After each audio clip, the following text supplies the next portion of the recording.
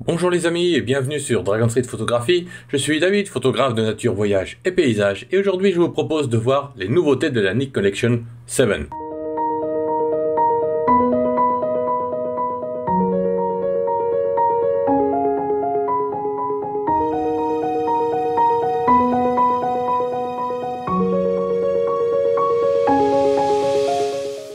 Avant de commencer, je vous invite à visiter mon blog sur les logiciels de développement photo, sur lequel vous trouverez d'ailleurs ma toute nouvelle formation DxO Photolab, qui inclut DxO Filmpack 7 et DxO Viewpoint 4.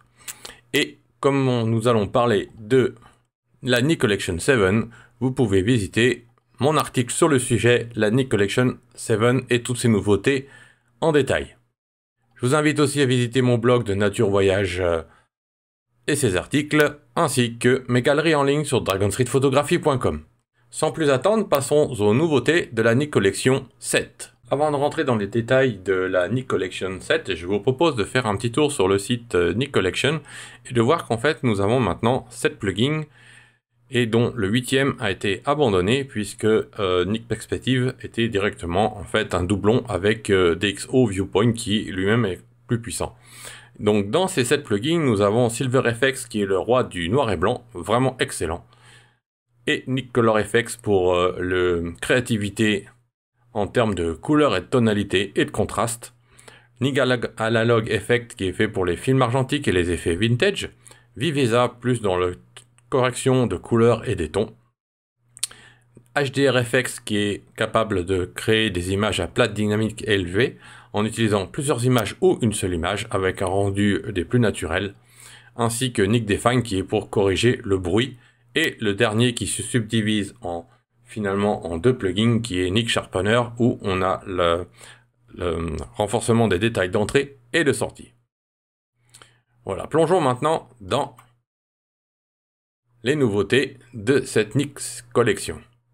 Dans Lightroom, par exemple sur cette image de Bretagne, nous pouvons cliquer droit et aller faire modifier dans, et nous allons trouver donc, si c'est bien installé, Nik 7 Analog FX, Color FX Define Pre-Sharpener, donc le netteté d'entrée, Sharpener Output de sortie, et SilverFX pour le noir et blanc, et Viveza pour la couleur et le ton. Dans Photoshop, ici, une fois que vous avez ouvert une image, vous allez avoir une petite palette. Si jamais vous ne la voyez pas, vous pouvez aller dans Automatisation et vous pouvez faire Nik Collection 6 palette ou Nik Collection 7. Donc moi, comme vous pouvez le constater, j'avais la version 6, j'ai maintenant la version 7 et celui qui a disparu est le Nik Perspective. Donc voilà la nouvelle palette maintenant. Et dans DxO, vous avez en bas à droite un petit bouton. Quand vous cliquez sur Nik Collection, vous pouvez choisir le plugin que vous souhaitez utiliser.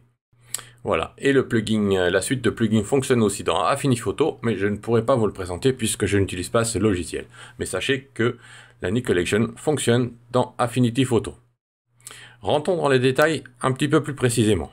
Et pour ce faire, je vous propose d'ouvrir et de modifier cette image dans... on va prendre Nik Viveza. Et on va choisir une ouverture en fichier TIFF en ProPhoto RVB. Et nous avons Nik Viveza qui va directement s'ouvrir. Voilà. Et comme vous pouvez le constater, on est soi-disant jusqu'à 30% plus rapide. Je confirme que c'est déjà plus rapide. La Nik Collection 6 était déjà rapide, mais celle-ci est plutôt très rapide. Ce qui est plutôt confortable pour travailler. Maintenant, à la première ouverture, vous allez avoir un petit message ici que quand on travaille avec un fichier TIFF, en fait, il va être possible de rééditer et de travailler en non destructif. Donc on peut cocher la petite case ici. Quand nous sommes sous Photoshop, va nous permettre a posteriori de activer la fonction objet dynamique si jamais nous avons oublié de le faire avant l'ouverture du plugin. Donc ça permet en fait de rattraper en cours de route et de revenir et d'enregistrer donc cette image en termes de calque sur Photoshop en calque d'objet dynamique. Voilà, c'est extrêmement pratique. Donc comme vous pouvez le constater, ça s'ouvre bien plus rapidement et nous avons quelques petits changements sur l'interface. L'interface où sur la gauche tout de suite, nous avons toujours globalement la même organisation, mais nous avons maintenant la possibilité d'activer des catégories en cliquant sur le petit bouton ici et de choisir des catégories. Donc ici, il y a les catégories personnelles. Donc ça, c'est les réglages que j'ai moi-même et les réglages de la Nik Collection ici. Quand les catégories sont sélectionnées. Donc à vous de faire vos catégories et d'en créer, comme vous pouvez le constater. Vous pouvez ici créer une catégorie, rechercher une catégorie si vous en avez vraiment beaucoup, et beaucoup de presets que vous avez créés vous-même. Donc si vous souhaitez créer une catégorie, on va tout simplement cliquer sur le petit plus, on va créer une catégorie et on va mettre démo vidéo comme ceci, et on peut lui attribuer comme favori. Et en fait, en favori, il va y avoir un petite étoile jaune à côté. Et par exemple, on va mettre cette heure dorée, oula, un petit peu vite, on va mettre l'heure dorée directement dans cette catégorie, et on va mettre dans démo vidéo. Maintenant, quand je clique démo vidéo, on voit bien heure dorée qui est dans la catégorie. Si on souhaite réaménager un petit peu son espace de travail et, par exemple, quand on fait différents profils de travail, on pourrait tout à fait faire une catégorie retouche, retouche de portrait ou extérieur, ou retouche intérieure, retouche de mariage, des choses comme ça. Et on pourrait tout à fait filtrer son espace de travail en corrigeant dans les préférences, par exemple en masquant balance des couleurs, en masquant par exemple luminosité et en masquant personnel comme ceci. Et comme vous pouvez le constater derrière, ces catégories ont disparu. Donc ça permet d'y voir un petit peu plus clair. Donc ici je vais les réactiver. Et donc là on a les catégories personnelles, on voit bien que démo vidéo a bien été mis en tant que favori. Et nous pouvons aussi ajuster ici, donc copier, déplacer, masquer, renommer et supprimer. Voilà. Alors vous avez peut-être observé déjà, très rapidement, une autre petite chose, c'est que nous avons ici la possibilité de chercher directement un preset. Et donc quand je vais cliquer donc, dans ce champ de recherche, je vais mettre par exemple doré, comme ceci, et j'ai bien mon preset qui apparaît. Si je vais mettre ici une autre recherche, voilà, et ici c'est un autre pré-réglage que j'avais déjà enregistré au préalable. Voilà, donc ce champ de recherche permet d'accéder directement aux presets en question. Et ici, juste en dessous, donc comme vous pouvez voir quand je clique sur les catégories directement, j'ai la filtration qui s'applique et je peux naviguer dans les catégories avec les petits boutons ici en bas. Sur les presets eux-mêmes, je peux demander ici à les exporter, à réinitialiser, plutôt à mettre les paramètres actuels à jour avec les corrections qui sont faites sur mon image. Et ici, je peux la supprimer. Voilà. Toujours dans l'interface, vous avez pu observer ici en haut qu'on a un petit peu de redesign qui a été refait sur les boutons. Et nous avons maintenant deux boutons super importants, puisque maintenant nous pouvons tout simplement cliquer dessus et faire une exportation rapide. Voilà. Et pour paramétrer cette exportation rapide, donc c'est un petit peu comme un enregistrement en cours de route, un snapshot qu'on pourrait avoir, ou une forme d'historique qu'on pourrait avoir. Et en fait, pour paramétrer ce bouton, nous avons ici dans Export, nous pouvons choisir le paramètre d'exportation. Ici, moi j'ai choisi le TIFF 16 bits et sans compression. Ou vous pouvez tout à fait choisir une qualité de JPEG à 80%. Et moi je l'ai fait dans le dossier d'origine. Donc comme ça, ou alors vous pouvez voir un dossier particulier et ça vous envoie justement ces exportations rapides. Et comme vous l'avez vu, c'est super rapide dans un dossier particulier. Voilà. Et encore, toujours et encore dans ces nouveauté, nous avons la possibilité, sans refermer l'image, d'enregistrer et de repartir dans une nouvelle image, quelle que soit la source par laquelle vous travaillez. Ici, j'ai travaillé à partir de Lightroom, mais c'est valable aussi dans Photoshop ou dans DxO ou autre. Vous pouvez passer à un autre plugin comme Nicolor FX par exemple de la suite Nik Collection. Et donc ici, je vais basculer dans la Nik Collection, dans Color Effect, et il m'envoie un petit avertissement que je peux désactiver pour ne plus l'avoir à chaque fois systématiquement. Et donc il me dit que toutes les corrections faites dans le plugin de départ, qu'elles soient en mode non destructif ou pas, sont définitives dès lors que vous enregistrez les corrections du plugin de destination. Vous ne pourrez donc plus revenir dans le plugin de départ et y modifier. Donc en fait, on écrase nos réglages. Donc je vais passer à la suite, hop, comme ceci. Voilà, et nous voici déjà dans Nicolor FX 7. Et il me redemande la même chose en me disant que je peux travailler en TIFF non destructif et revenir dessus. Donc justement, je vais pouvoir désactiver ce phénomène. Donc ici, nous retrouvons donc exactement la même possibilité de filtration dans les catégories. Mais j'ai choisi Nicolor FX 7 parce que nous avons maintenant la possibilité où nous allons retrouver dans Nicolor FX 7 le plugin Viveza en fait qui va être disponible sous forme de filtre. Et donc pour ce faire, nous allons créer une catégorie et on va faire par exemple une catégorie Viveza dans lequel je vais retrouver et je vais y placer les filtres. Je vais le mettre en favoris. Voilà, il est maintenant ici. Et je vais cliquer dans la recherche Viveza. Et comme vous pouvez le voir, j'ai balance des blancs, réglages locaux, ton sélectif. Et je vais donc mettre ça dans la catégorie Viveza.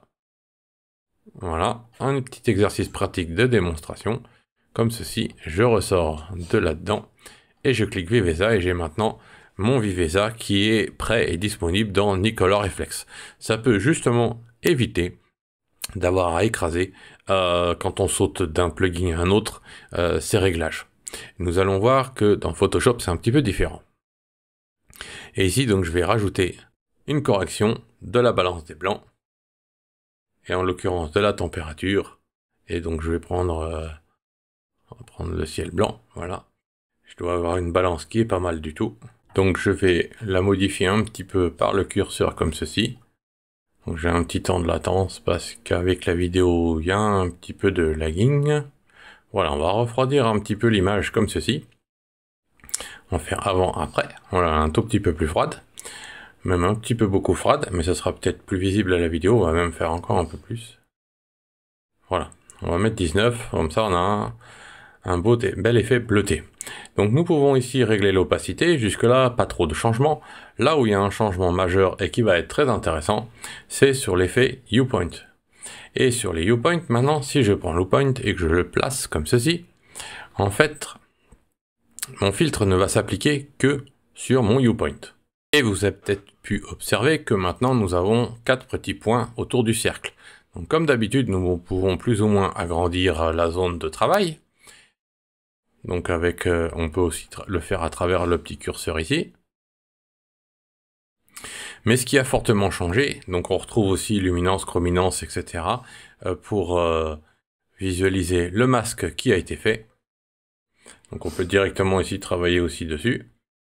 On peut demander à masquer donc les réglages ici. Si on trouve que c'est un peu trop le bazar sur l'image quand on commence à en avoir un petit peu beaucoup. Et on peut demander à afficher le masque ici. Et si je joue avec la luminance, on va filtrer une luminance plus précise par rapport au point de sélection ici. Et de même avec la chrominance. Ou alors l'élargir en allant dans l'autre sens. On peut jouer sur la diffusion, qui va faire qu'on va plus ou moins s'étaler ou être très strict autour donc du cercle. Donc si on est autour de 50%, on est vraiment dans le cercle avec un relâchement, mais on peut avoir un effet, comme vous pouvez le voir, beaucoup plus dégradé, ce qui donne un effet beaucoup plus naturel. Je fais sortir du masque, et maintenant, la grande nouveauté, c'est que nous allons pouvoir travailler sur la forme de ce U-Point, en le rendant plus ou moins elliptique ou rond, ou très plat, un petit peu à l'image d'un filtre gradué, ou d'un filtre radial, plutôt. Et dans ce filtre radial, eh bien, on peut complètement le déformer, et en jouant ici sur sa sélection. Et donc, on a une sélection de luminance et de chrominance simultanément, que l'on peut ajuster extrêmement finement, comme vous venez de le voir.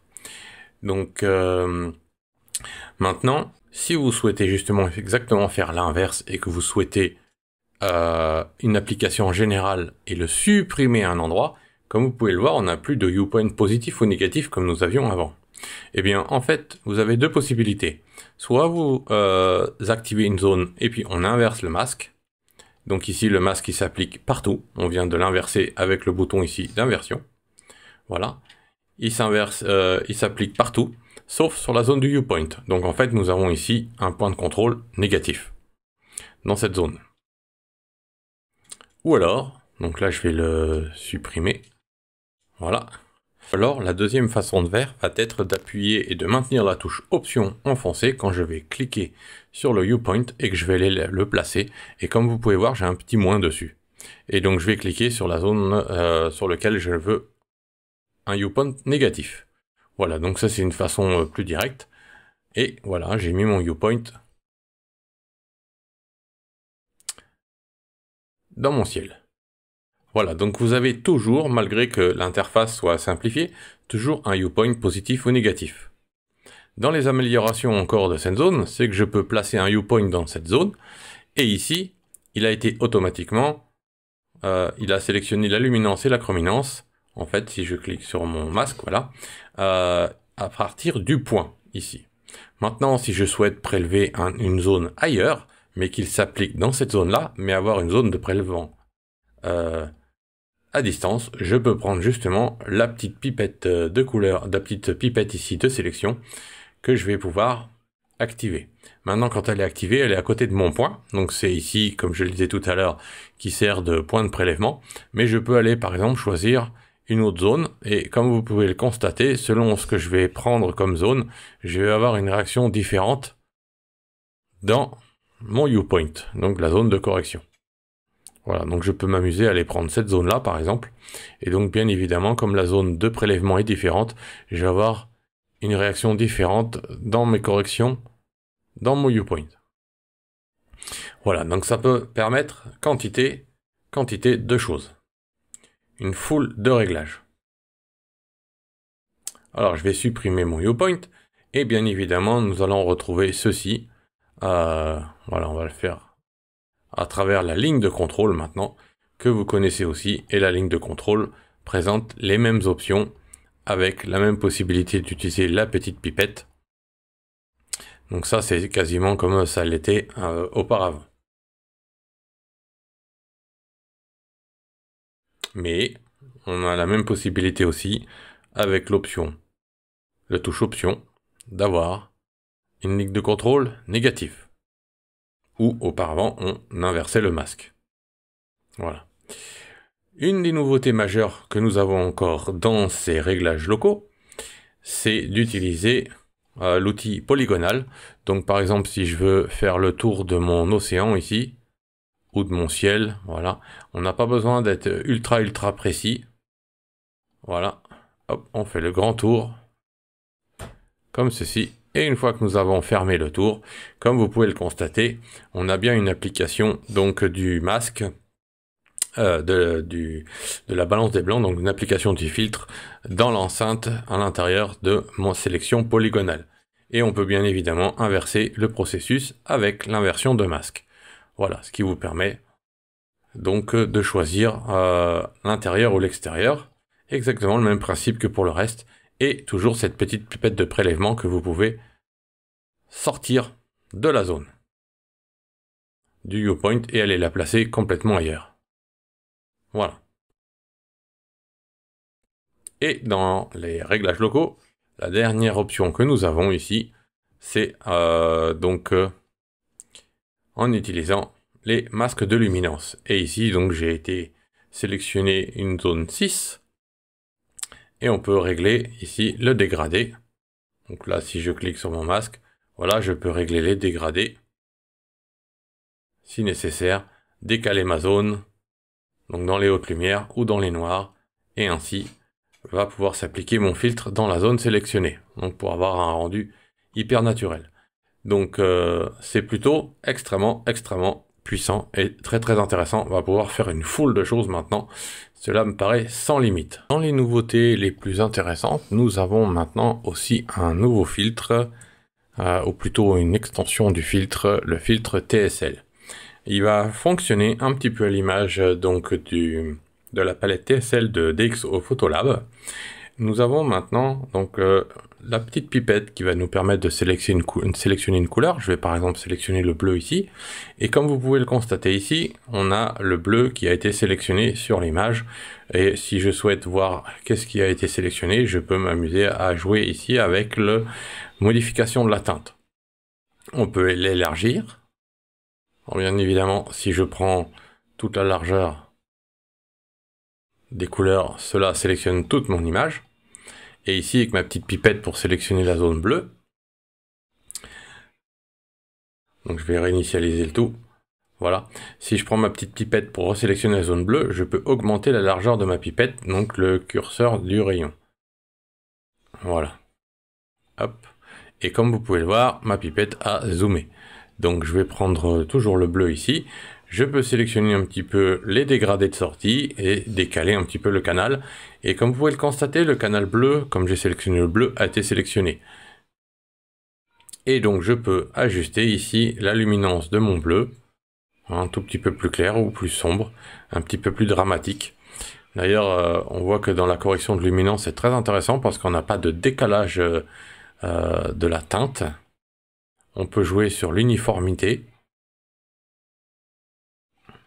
ou non, puisque si on va à l'inverse, on va créer un petit peu de différence de bleu, et on peut modifier bien évidemment la teinte et la saturation. Voilà. Si je souhaite modifier la vibrance ou la saturation de l'ensemble des couleurs, je vais trouver cela dans le canal général ici. On a bien ici le vibrance, saturation ou modification de la teinte entière. Mais nous allons retrouver ici la possibilité de l'appliquer localement. Donc on peut très bien utiliser ce filtre en application locale positif ou négatif comme nous avons vu préalablement. Mais si par exemple je vais augmenter la saturation globale de mon image et un petit peu la vibrance comme ceci, rien ne m'empêche de rajouter un nouveau filtre ou encore un nouveau filtre et puis d'appliquer un réglage local avec un décalage de couleur, un transfert de couleur par exemple. Voilà, donc et ensuite je peux faire un effet polygonal si je souhaite que ça s'applique juste dans cette zone-là. Voilà. Et bien évidemment, je peux ajuster le masque de cette zone en augmentant la diffusion pour le rendre le plus naturel possible ou en ajustant la luminance à la chrominance comme nous avons vu dans l'outil Color Effect ou Viveza. Voilà. Donc c'est particulièrement puissant et particulièrement intéressant. Donc il ne reste plus qu'à voir les idées créatives.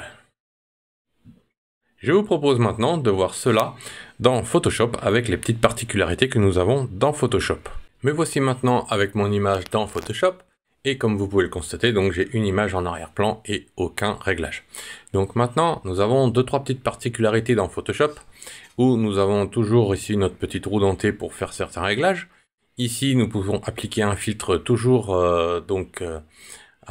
appliquer la Nik Collection toujours sur une image composite ou sur le calque actif. Donc, image composite, ça veut dire que si vous avez fait vous-même quelques réglages avant, il va créer une image, un tampon total, donc de tous les réglages, et à partir de cette image, il va appliquer la Nik Collection. Vos réglages resteront en dessous, empilés sous forme de calque.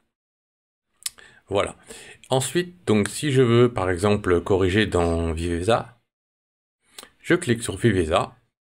Et donc, si vous avez observé derrière, il m'a mis un masque noir et j'ai donc un nouveau calque qui est appliqué. Ici, comme je le disais tout à l'heure au début de cette vidéo, je peux, à la volée ici, demander de le convertir en objet dynamique. Je ne vais pas le faire tout de suite parce que je vais pouvoir vous montrer ce qui se passe si on ne le fait et si on ne le fait pas.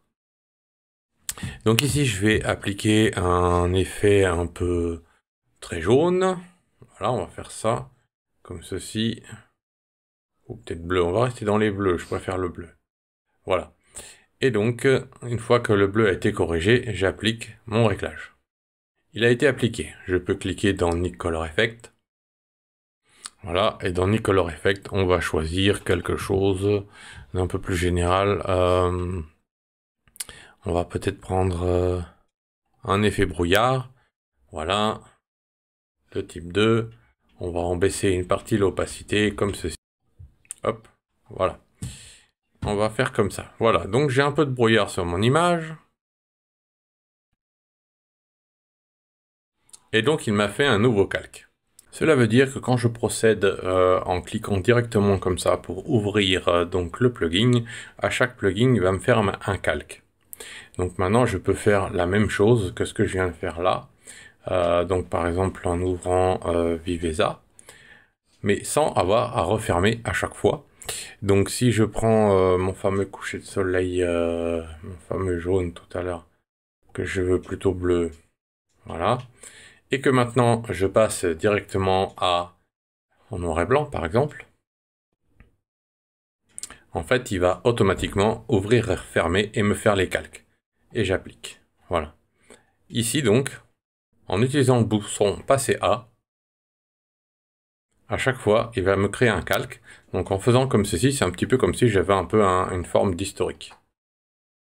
Voilà. Maintenant, si je procède autrement, et que si je passe par, on va prendre Nik Color Effect, et qu'ici je souhaite un objet dynamique, voilà, il va me créer un objet dynamique au moment de l'enregistrement. Donc je vais faire on va mettre voilà, éclaircir le centre. Voilà, et puis on va rajouter un contraste tonal. Hop, hop, hop. Voilà, on a un effet de minuit, on va baisser l'opacité un petit peu comme ceci. Voilà, et puis je vais finir avec un super noir et blanc.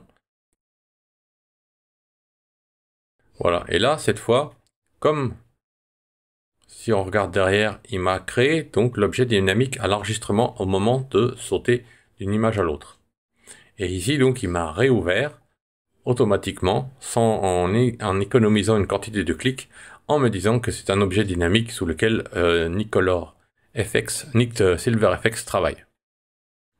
Donc maintenant, je choisis mon noir et blanc comme ceci, et je vais faire appliquer.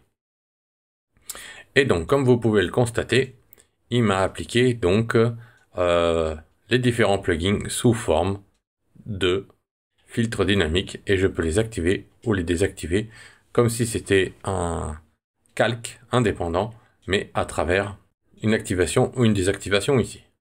Mais en travaillant comme ceci, comme c'est un filtre dynamique, il est rééditable.